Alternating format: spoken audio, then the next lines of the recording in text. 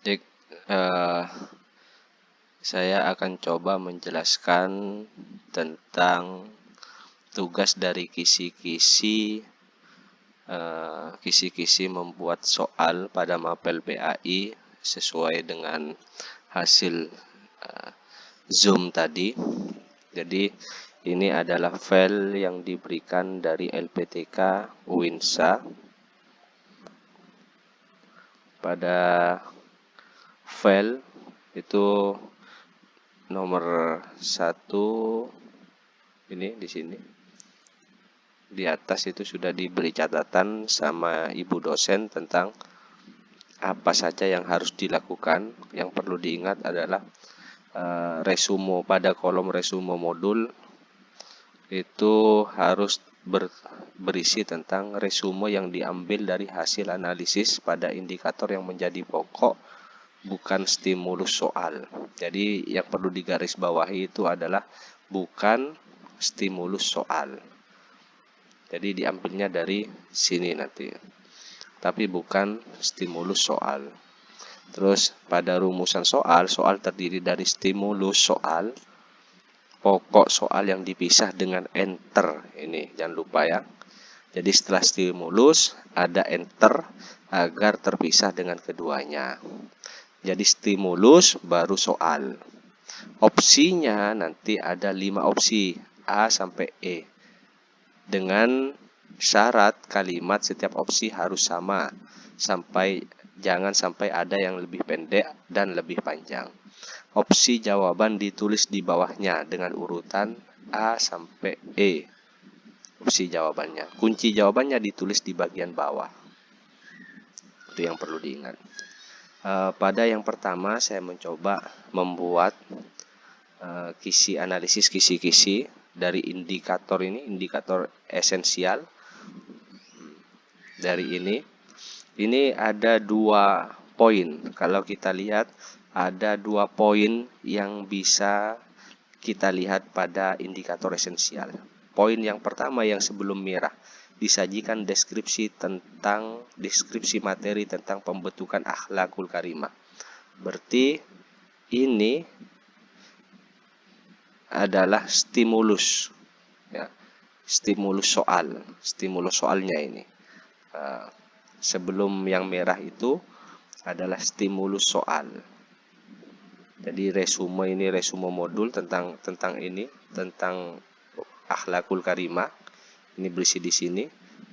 Akhlakul karimah merupakan ini mungkin dihapus. Sifat dan perilaku mulia yang mencerminkan. Di mana ambilnya ini? Ini diambil dari materi. Diambil dari materi yang sudah kita dapatkan pada pembelajaran modul secara individu. Diambilnya dari sini, dari materi itu. Jadi resumenya tentang akhlakul karimah secara singkat seperti ini. Saya ambil dari materi.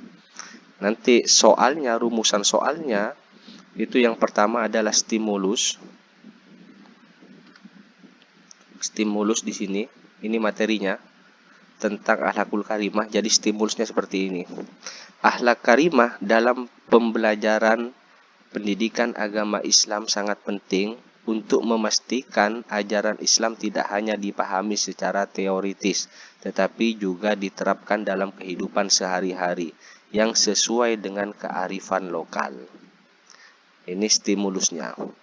Terus soalnya ini di enter, kemudian soalnya itu diambil dari yang merah. Mahasiswa dapat menentukan rumusan tujuan pembelajaran ranah sikap. Ya, yang di ranah sikap, yang merah, yang di ranah sikap di sini. Bagaimana cara menentukan? Ini menentukan dari sini. Bagaimana cara menentukan rumusan tujuan pembelajaran ranah sikap pada akhlak karimah? Bagaimana caranya menentukan rumusan tujuan pembelajaran pada ranah sikap akhlakul karimah? Jadi setelah itu baru jawabannya A, B, C, D, E.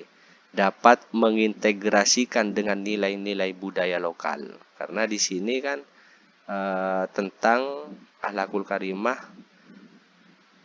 diterapkan dengan disesuaikan dengan kearifan lokal pada kehidupan sehari-hari dengan kearifan lokal. Berarti dapat mengintegrasikan nilai-nilai budaya lokal. Yang kedua, dapat menjalankan budaya lokal dengan hati ikhlas. Dapat memperbaiki budaya lokal sesuai dengan akhlak karimah. Dapat mengganti budaya lokal dengan akhlak karimah. Ini kan pilihannya. Terus jawabannya baru di bawahnya. Misal saya buat yang kedua, ini tentang fikih kontemporer. Fikih kontemporer itu ada pada materi yang keberapa di modul itu ya.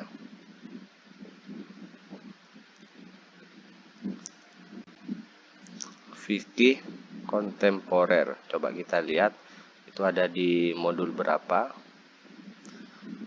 mengenai fikih kontemporer. Fikih kontemporer pada topik kelima. Kita belajar tentang fikih kontemporer. Pada topik kelima ini berarti. Nah, di sini. Ini adalah modul tentang fikih kontemporer. Pertama, kita harus buat refleksi Pertama kita harus buat resume modul. Ini tidak ada kaitannya dengan soal fikih kontemporer pernikahan.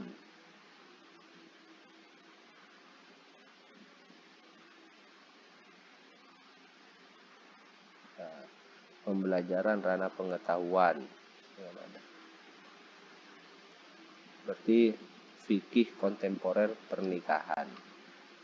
Nah, kita lihat di sini. Fikih kontemporer tentang pernikahan. Pernikahan merupakan ikatan lahir batin antara seorang laki-laki dan perempuan yang dilakukan melalui akad nikah sesuai dengan ketentuan syariat Islam. Status hukum di sini. Jadi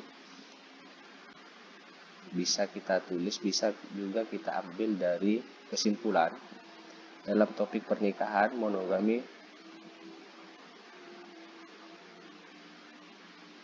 Nah, ini tentang zakat. Kesimpulannya nanti pernikahannya di atasnya di sini. Ini hukum bank. Ini mengenai fikih kontemporer, tapi urusan pernikahan yang kita mau.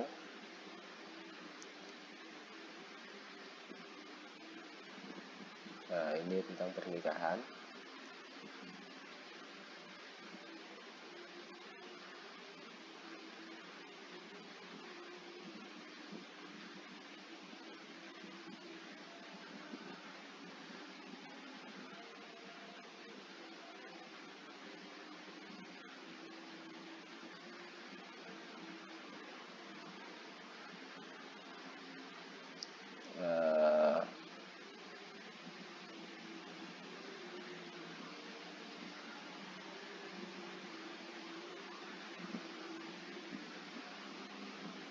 Di sini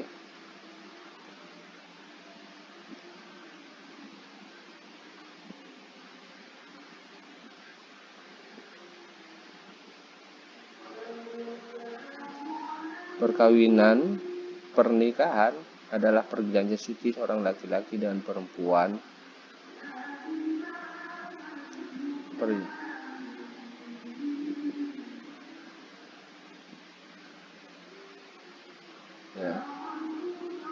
Pernikahan adalah suatu akad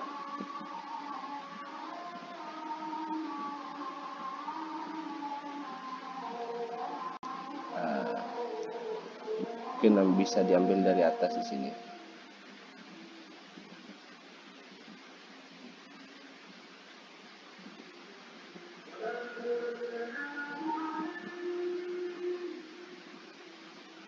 pernikahan adalah akad yang mengandung ketentuan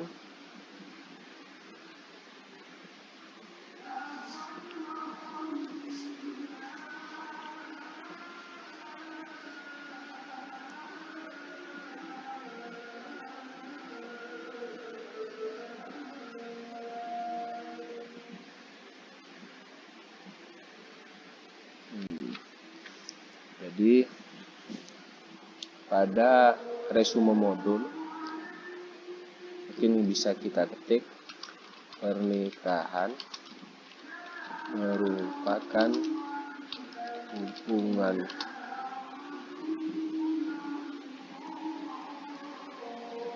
hubungan antara laki-laki dengan perempuan berdasarkan hukum.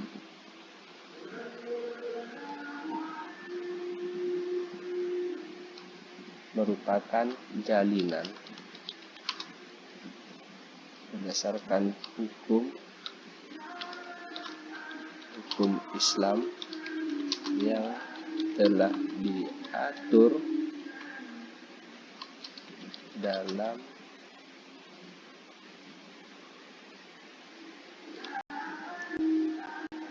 sambil dari sini juga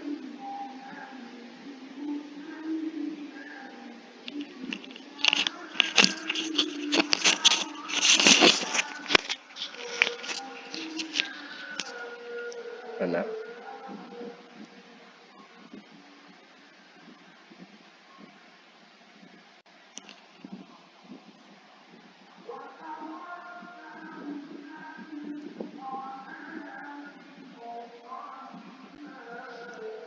Ikatan lahir batin antara seorang laki-laki dan perempuan melalui akad sesuai dengan syariat Islam. Jalinan hubungan merupakan, bisa diambil di copy paste saja, yang dilakukan melalui akad nikah sesuai dengan syariat Islam. Seperti ini resumenya. Terus kita ambil untuk rumusan soalnya. Pertama harus ada stimulus soal. Stimulus soal harus disesuaikan dengan ini. Disajikan narasi materi tentang kasus pernikahan. Sajikan materi tentang kasus pernikahan.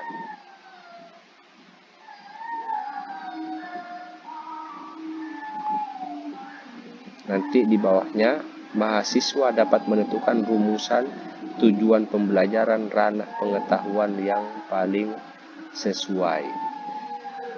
Jadi misalnya di sini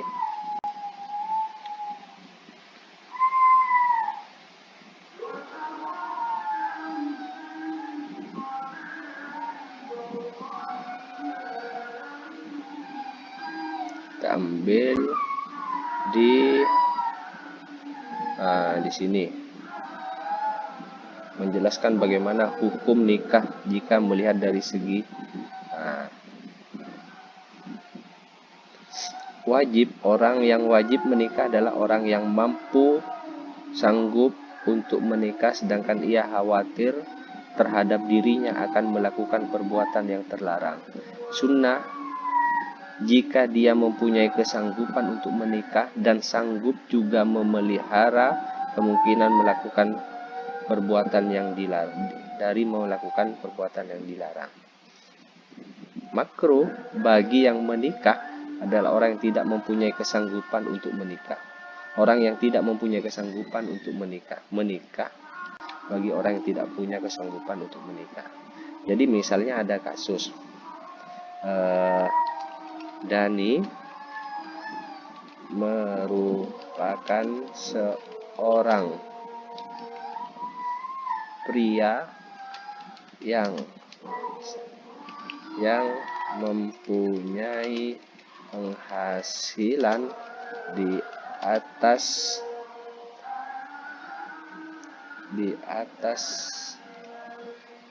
5 juta per bulan dan dia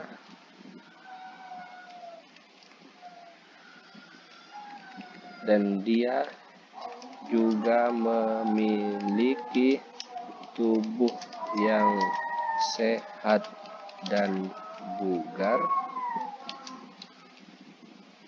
serta tidak memiliki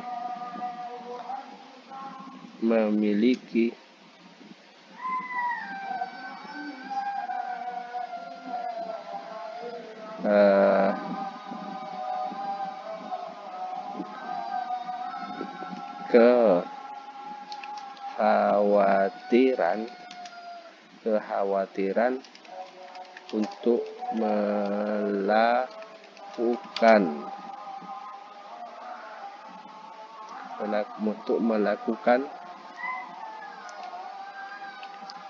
melakukan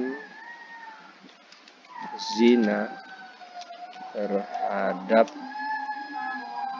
wanita, terhadap perempuan.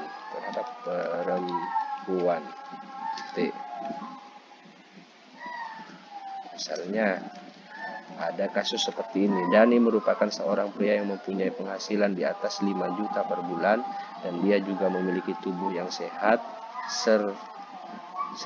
dan bugar serta tidak memiliki kekhawatiran untuk melakukan zina terhadap perempuan.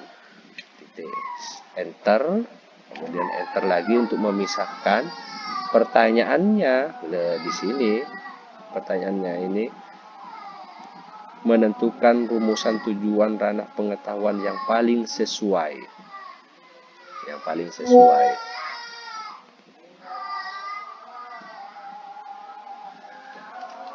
Jika Dani menikah, maka hukum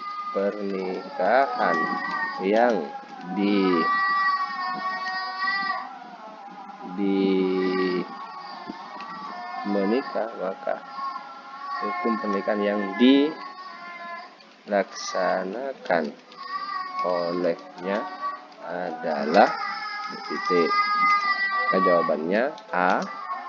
Di sini kita ke pinggirkan biar cantik.